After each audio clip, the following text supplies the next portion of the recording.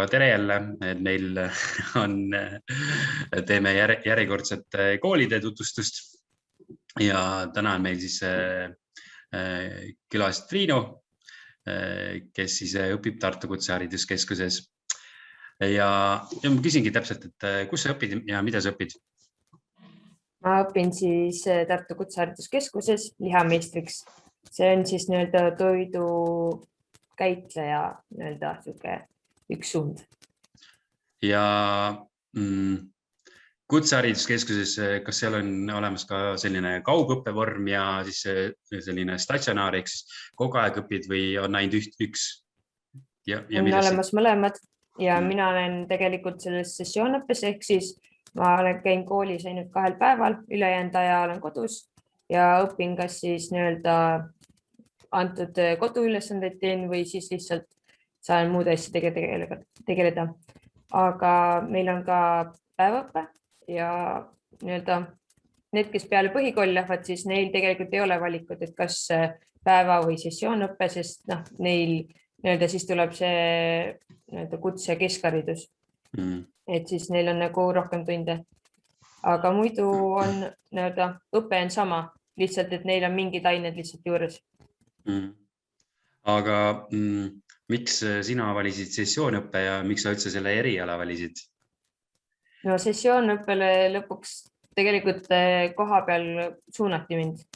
Minu käest küsiti, et kumba ma eelistaksin, siis ma ütlesin, et mul vahet ei ole, et kumb oleks mulle parem. Ja siis seal öeldigi, et kuna ma olen gümnaasiumi juba lõpetanud ja sessioonõppesse läksid täiskasvanud rohkem, siis suunatigi mind sinna. Ja kuna mul hinnetega ja mingit erivajadust või tuge ka õppimisega pole vaja, siis see sessioon oli kõige parem valik. Aga miks see eriala? See eriala, ütleme nii, ma ei otsustanud vaheaastat võtta, aga ma olin ka dilemma ees, et ma ei osanud valida, mida ma tahan. Üks valik mul oli, aga sinna ma ei saanud sisse. Tahtsin Tartu Ülikooli saada füsioteraapiasse, aga kuna seal oli kõva konkurents ja paljud võeti väljaspool eritingimustega sisse, siis sinna oli võimatu saada. Ja siis ega mul rohkem väga midagi ei osanud valida, kuhu minna ja see oli selline hea, praegu mul on aastane õpe, ehk siis nüüd suvel ma juba lõpetan ja siis juba saab edasi vaadata. Et see oli selline vahepealne, et ei passi lihtsalt kodus kuskil, vaid et ma midagi ikkagi teen. Aga kuidas sinna Kutsehariduskeskusesse need sisseastumiskatsed välja näevad? No kõigepealt tuleb internetis täita see vorm. Sinna pead oma isikuandmed saatma, siis oma õpitulemused, tunnistus, hinneteleht ja siis nad tahavad motivatsioonikirja, et miks sa tahad just sellele erialale õppida ja miks nad peaksid sind vastu võtma. Ja siis juba lähed vastuvõtule ja seal siis õpetajad küsivad küsimusi ja sa lihtsalt vastad nendele. No minuga oli tegelikult nii, et kui ma juba läksin sinna vastuvõtukatsele, siis mulle juba öeldi alguses ära, et me oleme sind vastu võtnud, kuna sul on hinded nii head ja sinu motivatsioonikiri oli ka piisavalt selline, et nad olid juba kindlad, et nad võtavad mu vastu, et seal ei olnud enam küsimust. Aga kuidas see soovitamine välja nägi, et nad ütlesid, et sul on parem sessioonõppe? No seal tuligi, nad küsisid, et kuhu ma ennast kandideerisin ja siis ma ütlesin ausalt, et ma tegelikult ei tea, sest kui ma internetis oma andmeid sisestasin, siis ma ei näinud seda võimalust, kus seda valida. Ja siis ma hakkasingi uurima ja küsisin ka nende käest, et mis vahe see on või et mis vahe see minu jaoks on. Seda ma teadsin, et mis vahe on sessioonõppel ja päevaõppel. Aga just, et kui mina tulen õppima ja näiteks sessioon, et kas ma siis saan võib-olla see õpe on lühem, et ma ei saa nii palju teadmisi kui see päevaõpe. Aga siis nad selgitasidki, et see päevaõpe ongi rohkem nendele, kes vajavad rohkem tuge, kodutööd ega näiteks, kes kogu aeg ühendaks. Aga sessioonis ma olengi saan teha paljust asju iseseisvalt, lihtsalt öeldakse, et see on vaja selleks kuupäevaks teha ja sa teed lihtsalt selle ära. kuidas see õppimine siis seal välja näeb, et sa käid iga nädal 2 korda, 2 päeval siis Tartus? Jah. Ja, ja siis ongi, sa räägi lihtsalt, kuidas see välja näeb. No põhimõtteliselt on niimoodi, et mingid tunnid on nii-öelda teoreetilised ja siis mingid meil on, teeme lihatöökojas siis nii-öelda tooteid. No praegu muidugi on tehtud niimoodi, et ainult praktilised tunnid on koolis. Ehk siis me tegelikult praegu käime ainult 1 päev koolis. Ja see 1 päev, mis on nii-öelda teoreetiline, seda teeme neti vahendusel. Aga muidu tunnid on siis 1,5 tundi pikad, 90 minutit. Ja siis ongi iga aine vahepeal siis, me oleme kokku leppinud, kuidas me teeme, et kui meil mingi aine näiteks on nii-öelda 2 korda 90 minutit, siis me oleme teinud näiteks ilma vaheajata ja siis teinud hiljem pikema pausi vahele. Samas, kui on meil jälle nii-öelda praktilised tunnid, siis on ka saanud niimoodi, et kuigi tunniplaaniga nii, et kuni kella 7-ni näiteks läheb välja tunnid, aga kuna me jõuame oma asjad kiiremini tehtud ja kõik vajalik on pakitud ja töökoht on pestud, siis saab ka varem minema. Et selles mõttes, et on nagu paindlik või kui sa ütledki, et annad teada, et ma pean täna varem ära minema, siis see on ka täitsa okei, et ei ole seda, et sa pead istuma selle kellaajani. Ehk siis on selline paindlik, jah. Aga kui sa seal Tartus mitu päeva oled, siis kus sina elad? Ühikas, korteris? Mul on enda korter. Et ma elan korteris, jah. Aga kas seda korterit sinna Tartusse on lihtne leida? No selles mõttes, et minul oli lihtne, sest mul oli endal perekonnas juba korter olemas, et ma teadsin, et ma saan sinna minna. Aga ma ei teagi, paljud, keda ma tunnen, on, et kellelgi tuttaval või sugulastel on mingi korter, mis nii-öelda ongi ootanud, et kui keegi õppima tuleb, et siis on nagu olemas, kus olla. Kas sa tead kedagi, kes enda tuttavatest, kes seal Kutseka ühikas on ka? Kutseka ühikas ei tea, aga ma tean, kes on näiteks ülikooli ühikates olnud, et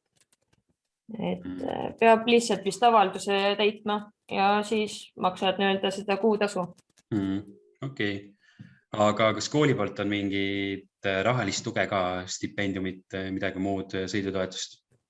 On olemas sõidutoetus, seda saab siis nii-öelda igakuuliselt. See oleneb nüüd muidugi ka, et kas sa oled, et kus sa elad, et kui palju sulle kompenseeritakse.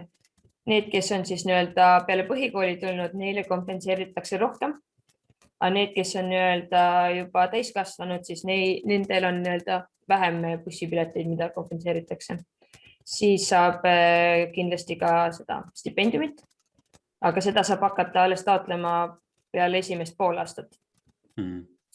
Aga kui sa oled juba mitmeaastase peal, siis saad selles mõttes, et pool aastat pead ära käima, et sa pead tõestama, et sa oled võimeline ikkagi positiivselt õppima nii-öelda. Ja siis on veel. Ja seda stipendiumit makstakse siis selle hinnete järgi, jah? Jah, ja puudumiste, et sul ei tohi, selles mõttes, et sa, ütleme mingitel põhjustel sa võid puududa, aga sul ei tohi olla seda, et sa lihtsalt jalutad ära tunnist või nii-öelda põhjuseta puudumisi ei tohi olla. Ja siis on eritoetus. Et see on öelda, et kui sul ongi finantsiliselt raske, et sul ei ole sissetulekut näiteks, siis saab seda ka taotleda. Aga selle jaoks peab siis nii-öelda juba esitama nii-öelda pangast ka aruanded, et sul ikkagi on raske, mitte et lihtsalt, et kuule, andke mulle raha. Kui sa nüüd mõtled selle kooli peale, siis mis sa arvad, mis selle kooli plussid ja miinused on? Võib-olla kui ma praegu enda seisukohalt mõtlen, siis minu õppe puhul miinus on see, et tahaks veel õppida, et see aasta tundub nii lühike, et tahaks nagu veel ja veel ja veel. Aga ma väga ei oskagi. Plussid on see, et vähemalt oma seisukohast, et õpetajad on toredad, hästi siuksed sõbralikud ja me oleme nagu selles mõttes omad, et me saame vabalt suhelda, ei ole sellist nagu pingeolukorda ja samas õpetajad nagu usaldavad sind. ma muidugi ei tea, kuidas see on võib-olla noorematega, et noh, me oleme juba vaata enam-vähem nii-öelda vanuse poolest ei ole nii suurt seda ja et me nagu käitume nendega lugupidavalt ja nemad vastupidi. Et selline, no selles mõttes keskkond on tore ja ma ei tea, kool on ka kõik ilus ja seal on hästi palju võimalusi, et koolis on võimalik käia sporti tegemas ja erinevates huviringides pärast hiljem, kui tahad ja et on ühistegevusi on ka, kuigi praegult nii palju ei ole saanud midagi teha, aga. Ja ei ole lubatud lihtsalt. Mis sa arvad, mis on veel oluline teada selle kooli kohta? See on hea küsimus. Võib-olla. Ma mõtlen seda, et mul on jäänud selle Tartu Kutsehariduskeskusest ikkagi mulje, et kui sa oled sellises igapäevaõppes, siis seda puudumist jälgitakse ikka päris korralikult, et sa oledki nagu selles päris koolis, et kui ülikoolis nii palju ei vaadata, kas sa osaled kuskil loengus või mitte, siis seal on see väga oluline, et need, kes tahavad sellist natuke vabamat õpet, siis pigem ongi soovitus see, et mine sessioonõppesse, et siis ongi sul see vabadus ise toimetada. Aga äkki on veel mingid sellised olulised asju, mis sul tuleb pähe selle kooli kohta? No, kindlasti üks, mida meie oleme aru saanud, mis on nagu kõige tähtsam, et kindlasti osale praktilistes tundides, et kui sa puutud seal teoreetilises osas siis ei ole hullu, sest seda sa saad ise kas või tagantjärgi õppida, sest materjal on olemas. Materjalid on meil, vähemalt meil on kõik digitaalsed. Et sa saad kõike uuesti vaadata, õpetajad panevad esitlused üles, mida ta tunnis räägib, aga võt seda just praktilist osa, seda sa ei saa enam siis sa pead nagu minema peale tunde. Aga meil kedagi veel niimoodi pole jäetud.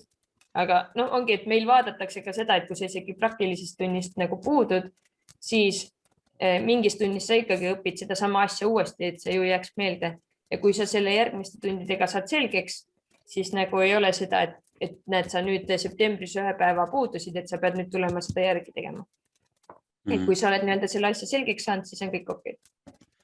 Ma arvan, Kutsehariduskeskuse puhul ongi üldse oluline see, et seal on praktikal selline suurem kaal ja tähtsus, et kes tahab sellist teoreetilist asja õppima minna, siis nendel ongi soovitatav kuskile nagu kõrgkooli minna, kus on rohkem teooriad. Aga kui sa lähed kutsekasse, siis ongi see hea asi, et seal on praktikat, seal rõhutakse praktikale ja praktikat on palju. Aga väljaspool kooli tegevused, et kas kool ise pakub midagi ja kas sa oled ise osalenud milleski? Praegust on see koroona aeg, siis on keeruline öelda, et milles sa osaled, aga... Ei ole osalenud, aga meil on päris palju võimalusi. Nagu igal koolil, meil on ka õpilasesindus, kes teeb erinevaid sündmusi ja projekte. Siis kindlasti meil on väga suur valik trenne, et saab võrkpalli, korvpalli, et käiakse mängimas, kuigi praegu jah ei saa, aga muidu on võimalused olemas, et jõusaal, siis on pallisaal, et saab ühistrenne teha. Siis, ühesõnaga tegelikult on erinevad mingid ringid on ka olemas. Nagu igas koolis on mingid sellised kunstiringid ja sellised asjad ka. Ma ise olen ka seal pallisaalis mitmeid kordi jalgpalli käinud mängimas ja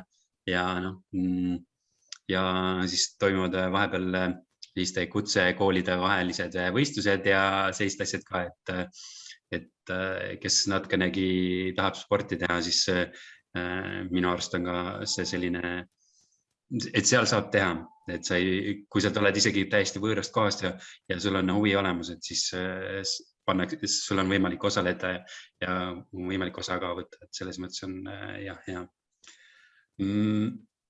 Aga lõpetuseks ma siis küsiks seda, et mis sinu soovitused on mingile noorele inimesele, kes tahab edasi õppima minna. Et nüüd, kui sa oled olnud selle esimese aasta peaaegu lõpuni ära, et siis kindlasti on tekkinud sul mõtted, et mis sa oleksid võinud teistmoodi teha või mis on sinu tähelepanekud, et mis on siis soovitused edasiõppimiseks? No, kõigepealt leia see, mida sa tahaksid õppida. Ja kui ka ei leia, siis leia mingi muu variant, mis sulle sobib. Ja näiteks see vaheaasta jutt, et alati ei pea võtma vaheaasta täitsa sellena nagu, et ma nüüd ei lähe üldse kooli ja ei tee mitte midagi, vaid et vaheaasta võib ka olla selline, nagu mina võtsin, et lihtsalt lähed ja õpid, midagi ikka saad. Isegi kui sa ei lähe seda hiljem sellel alal tööle, siis ikkagi sa oled omandanud mingid teadmised ja kui sul on vaja, sa saad neid kasutada. Et sa ei ole seda aastat lihtsalt ära raisanud. Ja siis kindlasti, kui hakkad sisse astuma, siis oleks tark kõik asjad eelnevalt läbi lugeda, mida sinult oodatakse, mida sa pead saatma, sest tegelikult esimene kord mina ei esitanud neid hinnete lehti ja tunnistust ja siis mulle saadeti kiri, et kas sa palun saadaksid need ka meile, et neid on ka vaja. Kuigi seal oli all olemas see lisade kohta, aga ma mõtlesin, seal nagu tärni ei olnud, et sa pead lisama, et ma mõtlesin, et mis ma ikka saadan. Et sellised asjad näiteks ja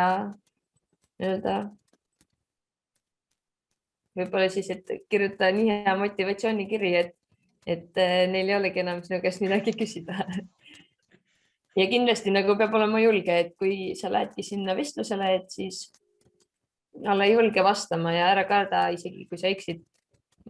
Ma tegin ka läbi selle, et ma Tartu Ülikoolis proovisin ka füüsika, keemia, materjaliteadusesse sisse saada.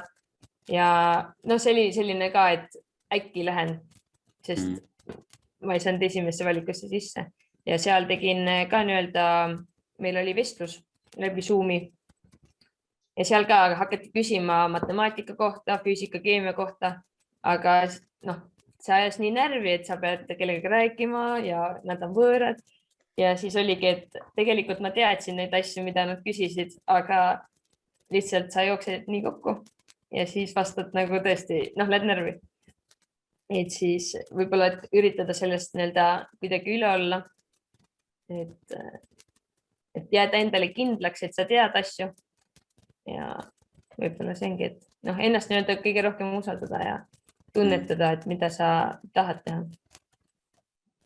Väga hea. Aga kui keegi tahaks siis sinna kutsekasse õppima minna, siis kus selle kohta rohkem infot saab? Tartu Kutsehariduskeskusel on oma kodulehekülg ja seal on sisseastujale eraldi kõik erialad ja seal on ka erialade all, mida on vastuvõtu tingimused ja kõik eriala kohta kõik välja toodud, et kui pikk õpe on ja muu selline. Aga Triinu, aitäh sulle. Ma loodan, et mina sain väga hea ülevaate selle kohta, kuidas sinna õppima minna. Et ma loodan, et siis nendel, kellel on huvi, siis said ka selgust ja saavad siis sellele Tartu Kutsehariduskeskuse lehele minna ja sealt täpselt vaadata, kuidas seal õppimine on. Aga aitäh sulle. Aitäh.